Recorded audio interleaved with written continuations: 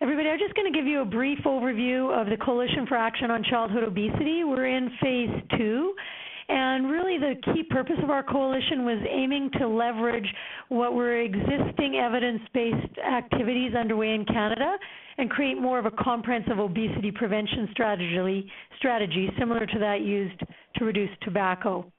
The next slide is really our CACO 1 and 2 partners.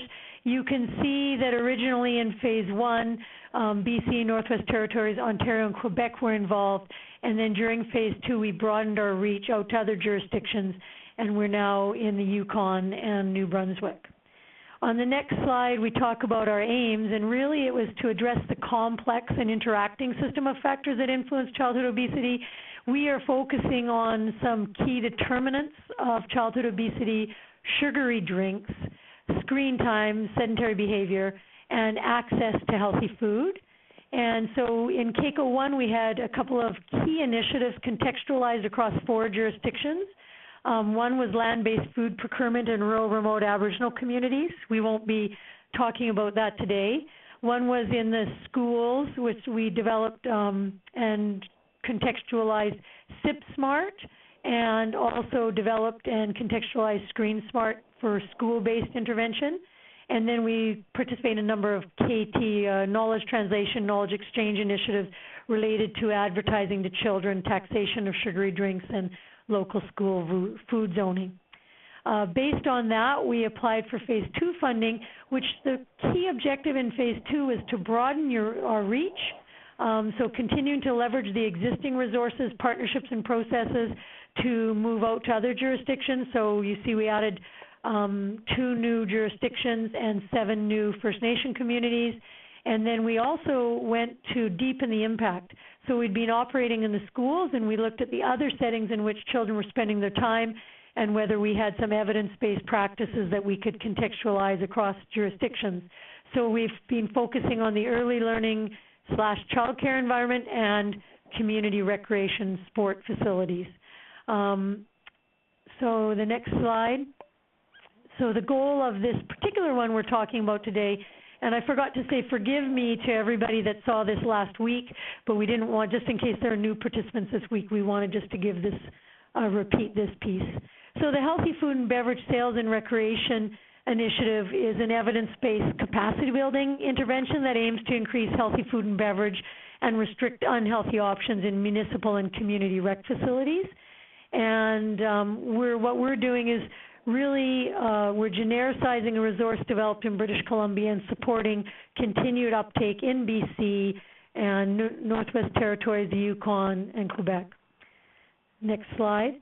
Where it comes from, and this is where you'll see some repetition. In about 2006, 2007, we ran a provincial survey in the province of British Columbia, and basically this is a picture of our data that recreation facilities were supporting physical activity, sport, and wellness, but we were basically selling junk food, so we weren't really in alignment.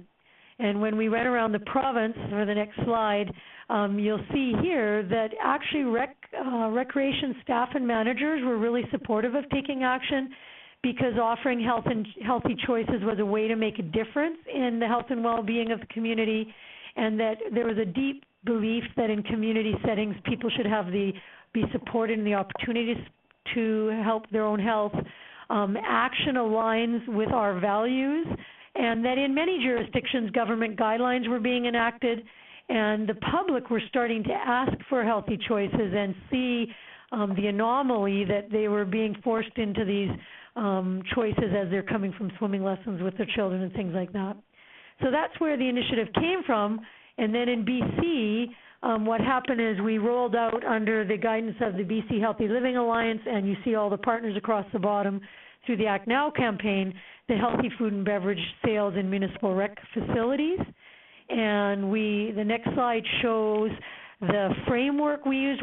After interviewing recreation facility managers and staff, we realized that municipal recreation food environments were far more complex than just vending or concessions. So here you see the broadest model or conceptualization of what food looks like in municipal rec. slash recreational sport environments. Some of them are involved in food security, community kitchens, community gardens, produce boxes, food services and vending. We offer food and programming. This can get as bad as the basketball camp contractor that provides a summer camp giving gummy bears for winning the basketball shooting championship. There's fundraising from sport teams and clubs that use the recreation facility. There's a whole workspace aspect to this. They hold lots of events, that's like having the July 1st celebration on the parking lot of the rec center. And then actually recreation centers were involved in food education and awareness. So then the next slide just shows we did have in British Columbia a capacity building initiative.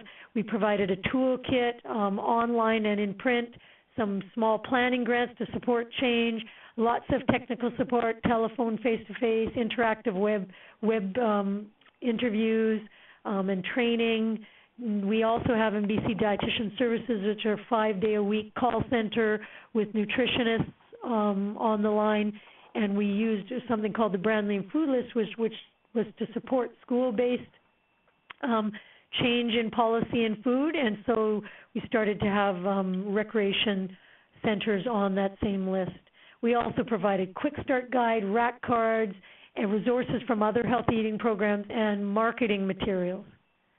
And the next slide is basically we ended up with 49 facilities across the province, different types of facilities, community centers, multiplexes, ice arena only, other buildings, especially in some of the Aboriginal communities where there's shared use buildings. So this is what the intervention looked like in British Columbia from phase 1 to 4, basically 2008 to 2010. And the next slide just quickly shows what we found.